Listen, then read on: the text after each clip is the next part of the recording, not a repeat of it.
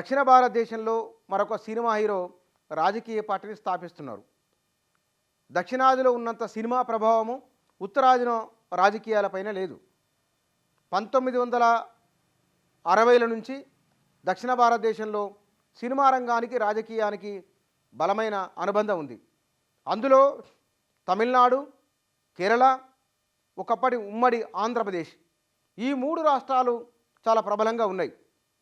ఇందులో కరుణానిధి, ఎంజీఆర్, దాదాపు అన్నాదిరోయ్ కూడా ఆ రంగ ప్రభావంతో ఉన్నవారే సినిమా రంగంతో. ఈ వరుసగా ఈ పరిణామ క్రమాన్ని మొత్తం చూస్తే కనుక రాజకీయాల్లో బలపడి నిలబడిన వారు ఎంజీఆర్, కరుణానిధి, ఆ తర్వాత జయలలిత.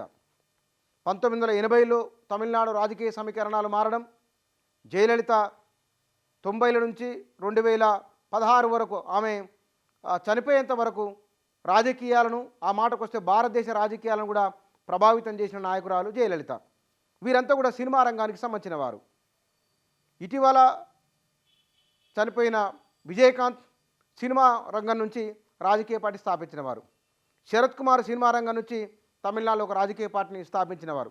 ఇప్పుడు తాజాగా రజనీకాంత్ రాజకీయ పార్టీ పెడతారని 7-2 ఏళ్ల పాటు చర్చలు జరిగి వయసురీత్యా కావచ్చు లేదా మిత్రుల సూచన మేరకు కావచ్చు ఆయన రాజకీయ పార్టీ పెట్టడం లేదని విరమించుకున్నారు. ఇప్పుడు 49 సంవత్సరాల వయసున్న విజయ్ దళపతి రాజకీయ పార్టీ పెట్టబోతున్నట్లు వారు ప్రకటించడం, ఇది 2006వ సంవత్సరంలోనే తాను రాజకీయాల్లోకి రాబోతున్నట్లు, కొత్త రాజకీయ పార్టీ పెట్టబోతున్నట్లు చర్చ జరిగింది. కానీ అప్పుడు ఆయన దూరంగా ఉన్నారు. దీనికి ప్రధానమైన కారణం బహుశా తన సినిమా విడుదల సందర్భంగా ఏఐడిఎంకే, డిఎంకేల నుంచి ఆయన తీవ్రమైన ఒత్తిడిని ఎదుర్కోవాల్సి వచ్చింది. తమిళనాడులో విపరీతమైన అభిమానులు ఉన్నారు విజయ్కి.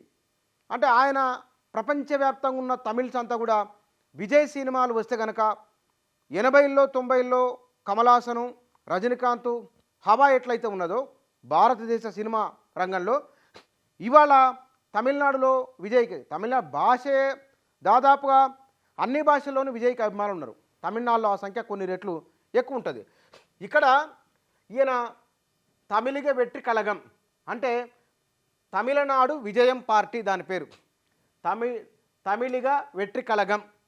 ఈ విజయకాంత్ డిఎండికే, తర్వాత కమలాసను పెట్టిన టార్చ్ లైట్ గుర్తు వచ్చిన కమలాసన్ ఒక రాజకీయ పార్టీ, అది ఇప్పటికి మనుగడలో ఉన్నది అక్కడ.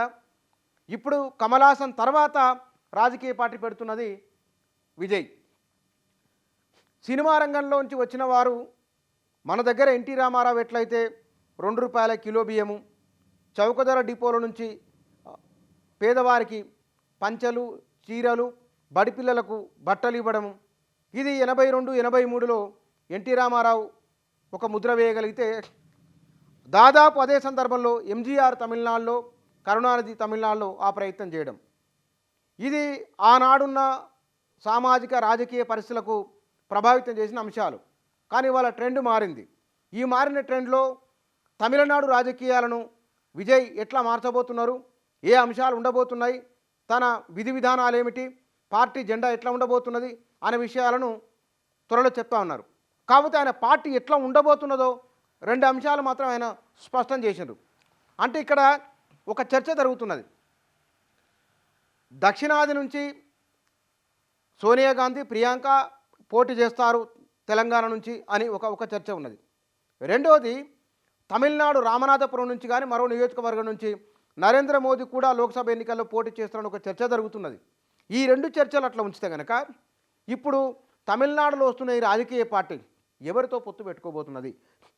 ఏఐడిఎంకే బీజేపీతో అనుకూలంగా ఉన్నది, డిఎంకే బీజేపీని తీవ్రంగా వ్యతిరేకిస్తున్నది.